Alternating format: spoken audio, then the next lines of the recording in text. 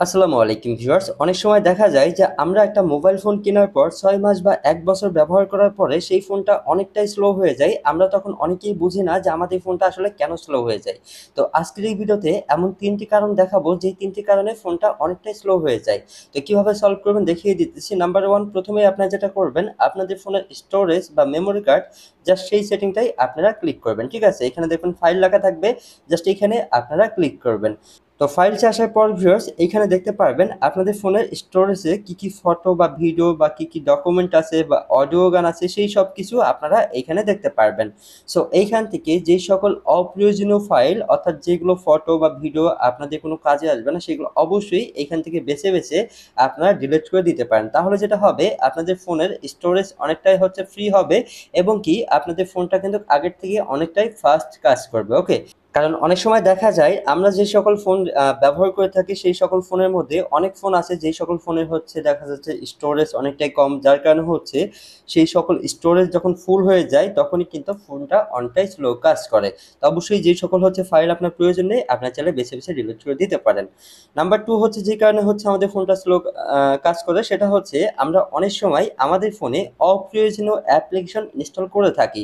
যার কারণে হয় কি আমাদের ফোনের র্যামটা অনেকটাই ফুল হয়ে যায় বা স্টোরেজ অনেকটাই ফুল হয়ে যায় যার কারণে আমাদের ফোনটা অনেকটাই স্লো কাজ করে। তো আপনাদের ফোন থেকে যেই সকল অ্যাপ্লিকেশন প্রয়োজন হয় না বা অপ্রয়োজনীয় অ্যাপ্লিকেশন ইনস্টল করা আছে সেই সকল অ্যাপ্লিকেশন অবশ্যই আপনাদের ফোন থেকে আনইনস্টল করে দিতে হবে। অর্থাৎ আপনাদের ফোন থেকে সেই সকল অ্যাপ্লিকেশন কেটে দিতে হবে। তাহলে যেটা হবে আপনাদের ফোনের র্যামটাও হচ্ছে অনেকটা হচ্ছে ফ্রি হবে এবং কি ফোনের স্টোরেজটাও অনেকটাই ফ্রি হবে। যার ফলে যেটা হবে ফোনটা কিন্তু আগের থেকে অনেকটাই ভালো কাজ করবে বা অনেকটাই ফাস্ট কাজ করবে। ওকে? এই দুটি সেটিং করার পরও ভিউয়ার্স যদি আপনাদের ফোনটা হচ্ছে স্লো কাজ করে তাহলে নাম্বার ৩ আপনারা যেটা করতে পারেন অবশ্যই এই সেটিংটা করার আগে চিন্তা ভাবনা করে করবেন। কারণ এই সেটিংসে কিছু সুবিধাও আছে বা কিছু অসুবিধাও আছে। তো সেটিংটা প্রথমে আপনাদেরকে দেখাই। প্রথমে চলে যাবেন আপনাদের ফোনের সেটিংসে আসার পর ভিউয়ার্স একটু উপরের দিকে স্ক্রল করে নিচের দিকে আসবেন। নিচের দিকে আসলেই এইখানে আপনার সিস্টেম লেখা দেখতে পারবেন। জাস্ট এই সিস্টেম সেটিংটাই আপনারা ক্লিক করবেন। এইখানে ক্লিক করলে ভিউয়ার্স একটু নিচের দিকে আপনারা দেখতে পারবেন।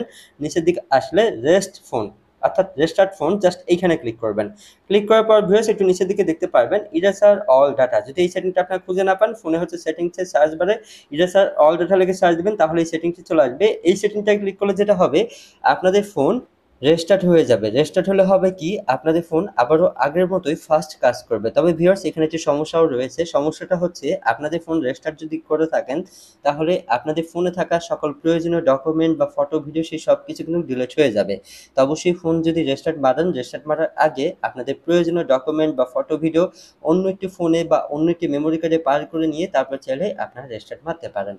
তো আশা করি ভিউয়ার্স আপনারা সম্পূর্ণ ভিডিও দেখে বুঝতে পারছেন এই ৩ টি উপায়ে আবারও আপনারা চাইলে আপনাদের ফোন আগের মতো ফাস্ট করতে পারেন বা অনেকটাই স্লো থেকে ফাস্ট করতে পারেন। সো এই ছিল আজকের ভিডিওটি ভালো লাগলে অবশ্যই একটা লাইক শেয়ার কমেন্ট করে আমাদেরকে সাপোর্ট করতে পারেন বা আপনাদের কোনো মতামত থাকলে